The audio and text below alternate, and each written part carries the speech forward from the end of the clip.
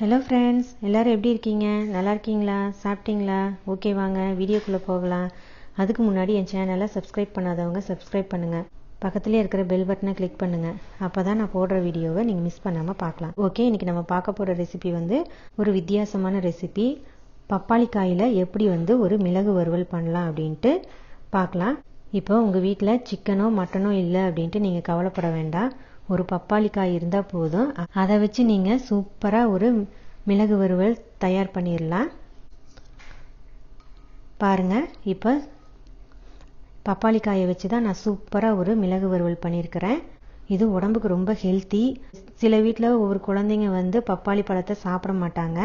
அந்த மாதிரி இருக்கிற குழந்தைங்களுக்கு நீங்கள் பப்பாளி காயை வச்சு ஒரு மிளகு வறுவல் பண்ணி கொடுத்தீங்க அப்படின்னா சூப்பராக சாப்பிடுவாங்க. பப்பாளியில் இருக்கிற சத்தும் குழந்தைங்களுக்கு அப்படியே கிடைக்கும். இந்த பப்பாளி மிளகு வறுவல் நீங்கள் சாதத்துக்கு, இட்லி, தோசை, சப்பாத்தி, தயிர் சாதம், லெமன் ரைஸு, நீங்கள் எல்லாத்துக்குமே இதை தொட்டு சாப்பிட்லாம். செம சூப்பராகவும் செம டேஸ்ட்டாகவும் இருக்கும். வாங்க இப்போ சூப்பரான சுவையான வித்தியாசமான பப்பாளிக்காய் மிளகு வறுவல் எப்படி பண்ணுறது அப்படின்னு பார்க்கலாம். அதுக்கு தேவையான பொருட்கள் என்னென்ன அப்படின்னு இப்போ சொல்கிறேன் வாங்க. பப்பாளி காய் எடுத்திருக்கேன், கட் பண்ண ஆனியன், ஒரு கொத்து கருவேப்பிலை, மிளகு ஒரு ஸ்பூன், பட்டை ஒரு துண்டு, 2 ஏலக்காய், ஒரு கிராம்பு,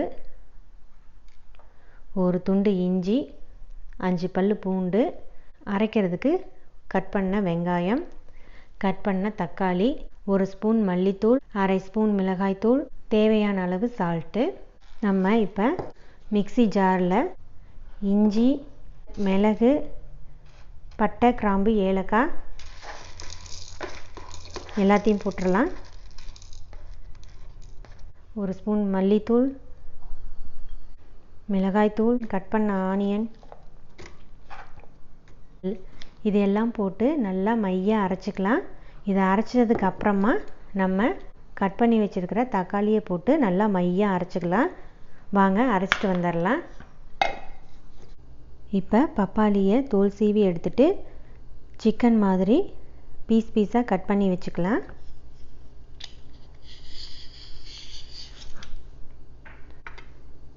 ஃபஸ்ட்டு தோல் சீவி எடுக்கும்போது கொஞ்சம் பால் மாதிரி வடியும், பயப்பட வேண்டாம்.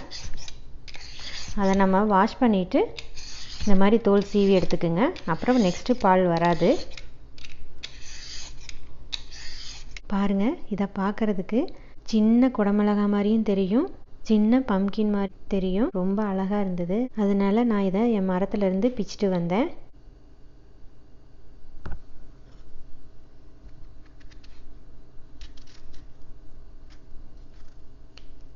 இப்போ சிக்கன் மாதிரி நம்ம பப்பாளியை பீஸ் பீஸாக கட் பண்ணி எடுத்துக்கலாம். பாருங்கள், உள்ள சீட்ஸ் எதுவுமே இல்லை. ரொம்ப சூப்பராக இருக்குது, பார்க்க ரொம்ப அழகாக இருக்குது.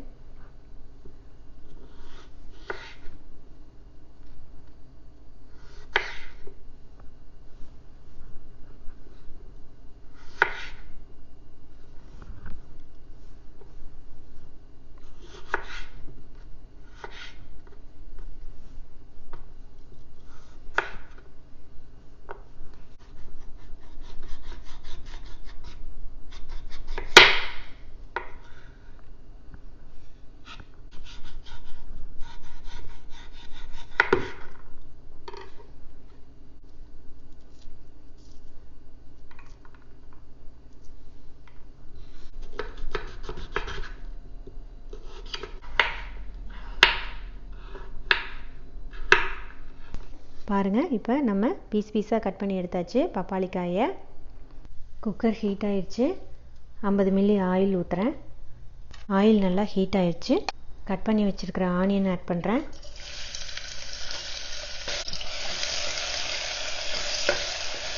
ஆனியனை நல்லா பச்சை வாசனை போகிற வரைக்கும் வதக்கிடலாம் ஆயிலில். இப்போ ஆனியனை நல்லா ஆயிலில் வதக்கியாச்சு. ஸ்டேஜில் நம்ம அரைச்சி வச்சுருக்கிற விழுதை ஆட் பண்ணுறேன். தக்காளி, வெங்காயம், பட்டை, கிராம்பு, ஏலக்காய், மிளகு, இஞ்சி, பூண்டெல்லாம் போட்டு அரைச்ச விழுதை ஆட் பண்ணுறேன்.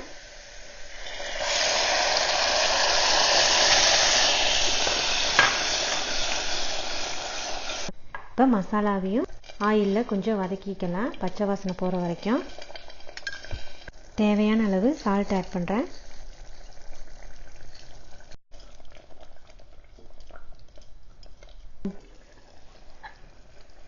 இப்போ மசாலா எல்லாம் பச்சை வாசனையெல்லாம் போயிருச்சு, ஆயில் நல்லா மேலே வந்துருச்சு.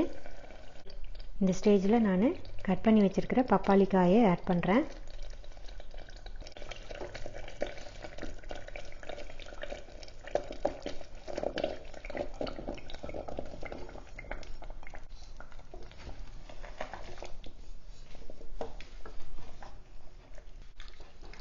நல்லா மசாலாவோட மிக்ஸ் பண்ணிடலாம். இப்போ பப்பாளி வேகிறதுக்கு கொஞ்சம் வாட்டர் ஆட் பண்ணுறேன். இது மசாலா அரைச்ச வாட்டர் தான். ஆட் பண்ணிவிட்டு நல்லா மிக்ஸ் பண்ணிக்கலாம்.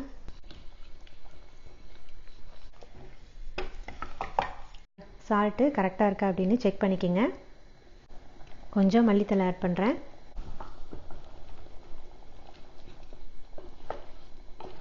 ரெண்டு விசில் வரட்டும், மூடி வச்சிடலாம். இப்போ 2 விசில் வந்துருச்சு. குக்கரை ஓப்பன் பண்ணி பார்க்கலாம். இப்போ ஆயிலெல்லாம் மேலே தனியாக பிரிஞ்சு வந்திருக்குது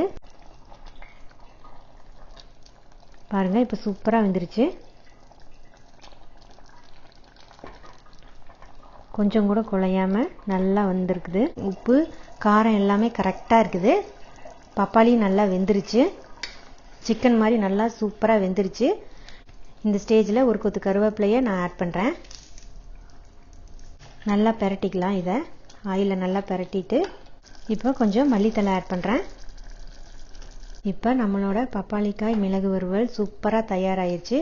இதை உங்கள் வீட்டில் நீங்கள் மறக்காமல் ட்ரை பண்ணி பாருங்கள். இந்த வீடியோ உங்களுக்கு பிடிச்சிருந்தது அப்படின்னா லைக் பண்ணுங்கள், ஷேர் பண்ணுங்கள், கமெண்ட் பாக்ஸில் கமெண்ட் பண்ணுங்கள். என் சேனலை சப்ஸ்கிரைப் பண்ணாதவங்க மறக்காமல் சனா டெலிசியஸ் குக்கிங்க்கு சப்ஸ்கிரைப் பண்ணுங்கள். பக்கத்தில் இருக்கிற பெல் பட்டனை கிளிக் பண்ணுங்கள். அப்போ தான் நான் போடுற வீடியோவை நீங்கள் மிஸ் பண்ணாமல் பார்க்கலாம். ஓகே, நான் மறுபடியும் வேறொரு சூப்பரான ரெசிபியுடன் உங்களை சந்திக்கும் வரை நன்றி, வணக்கம், take care, bye bye friends.